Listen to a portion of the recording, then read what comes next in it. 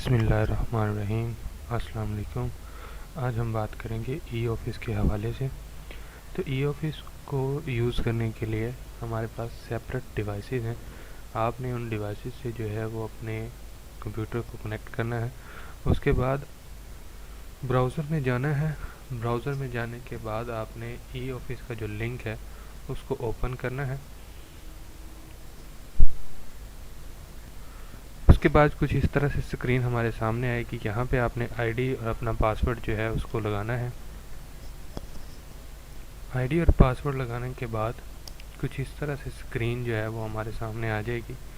इसमें अब दो टैब हैं।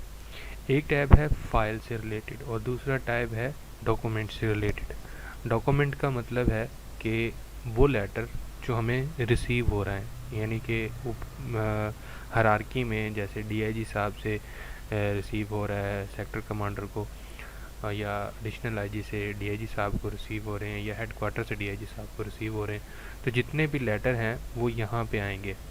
और सबसे पहले जैसे ही ऑफिस से आएगा हायरार्की में तो वो डीआईजी साहब के पास आएगा, या उनका जो सपोर्टिंग स्टाफ है पीए उनके पास आएगा। तो वहाँ से जो है वो ये लेटर जो है वो मुख्तलिफ ब्रांचों को जो है वो मार्क होगा। उसके बाद जो है जैसे ही ये लेटर हम ब्रांचेस के पास आ जाएगा तो ब्रांचेस ने इनके ऊपर काम करना है। तो काम करने के लिए सबसे पहले इस डॉक्यूमेंट को जो है वो किसी भी फाइल में ऐड करना है। जैसे हर ब्रांचेस के अंदर जो है वो मुख्तलिफ फाइल्स होती हैं। फाइल्स यहाँ पे फोल्डर हैं।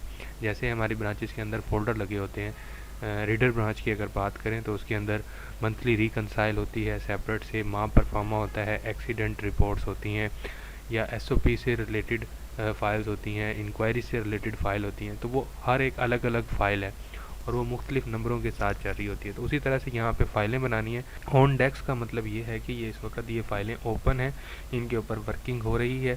और फाइल क्रिएट करने के लिए हमें इस टैब के बाद आपने क्रिएट ऑप्शन पे जाना है और यहाँ से जो है वो फाइल हेडिंग जो है वो आपने ऐड करनी है।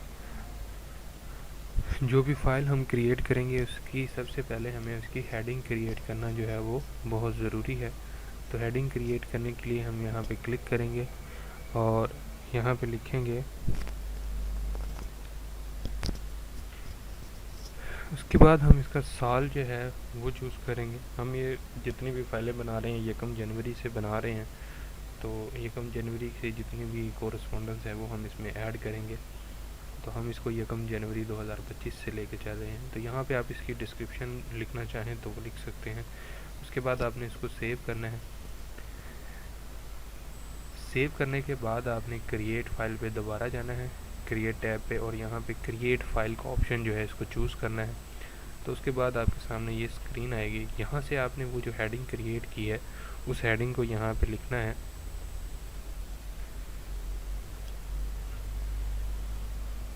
जैसे ही ये हेडिंग आपके पास आएगी इसको आपने सेलेक्ट कर लेना है और यहाँ पे इसका फाइल रेफरेंस लिखना है। तो फाइल रेफरेंस वही जो हमारे चल रहे होते हैं वही हमने रूटीन में यहाँ पे लिख देने हैं।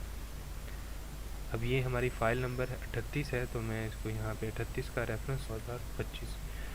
उसके बाद आप इसका सब्जेक्ट देंगे। एक्चुअली ये जो सब्जेक्ट है ये हमारे किसी लेटर का नहीं है, ये जस्ट इस है फाइल का सब्जेक्ट। तो इसका सब्जेक्ट हमने दे दिया है। उसके बाद हमने इसकी फ़ाइल टाइप जो है वो नॉर्मल रखनी है, ठीक है। और जो इसकी कैटेगरी है, कैटेगरी से मुराद इसमें यहाँ पे ये फ़ाइल कितने अरसे के लिए रिटेन रहेगी इस ई ऑफिस के अंदर।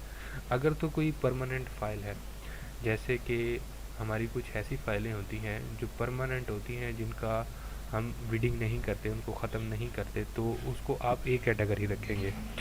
बी कैटेगरी से मुराद ये है कि वो फ़ाइल आपकी 10 साल से ज़्यादा के लिए क्रिएट हो जाएगी। सी कैटेगरी से मुराद ये है कि वो आपकी फ़ाइल जो है वो 3 से 9 साल के दरमियान रहेगी। और डी कैटेगरी से मुराद ये है कि वो 3 साल से कम अरसे के लिए वो फ़ाइल आपकी क्रिएट हो रही है। तो मोस्टली हमारी जितनी फ़ाइलें होती हैं वो मोस्टली बी या सी कैटेगरी में होती है। कुछ चंद एक फ़ाइलें होती हैं जो हम परमानेंट के लिए रखते हैं। तो ये कैटेगरी आपने अपने हिसाब से चूज़ करनी है। वैसे ही इसकी एडिटिंग का ऑप्शन भी होता है, हम इसको एडिट कर सकते हैं। अगर हमें ये फ़ाइल और ज़्यादा लंबे अरसे के लिए चाहिए तो हम दोबारा इसको जो है वो एडिट करके उसको सिलेक्ट कर लेंगे। तो फ़िलहाल हम यहाँ पे जो है उसको सी कैटेगरी जो है वो रखते हैं।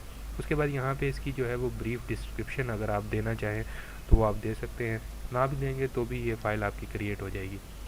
उसके बाद कीवर्ड्स एक्चुअली ये फ़ाइल को सर्च करने में, क्योंकि मोस्टली ऐसा होता है कि हमारी फ़ाइलें बहुत ज़्यादा हो जाती हैं, तो उनको सर्च करने में कीवर्ड जो है वो इससे रिलेटेड वो यहाँ पे आप चूज़ कर सकते हैं। जैसे कि हेजडेरियस एक कीवर्ड बन गया है, ठीक है। तो इसी तरह से आप इसको एक कीवर्ड रख लें, 2 रख लें, 3 रख लें, जितने आप रखना चाहें उतने रख सकते हैं। तो मैं सिंपल फ़िलहाल एक कीवर्ड के साथ इसको क्रिएट कर रहा हूँ। ये फ़ाइल आपकी क्रिएट हो गई है।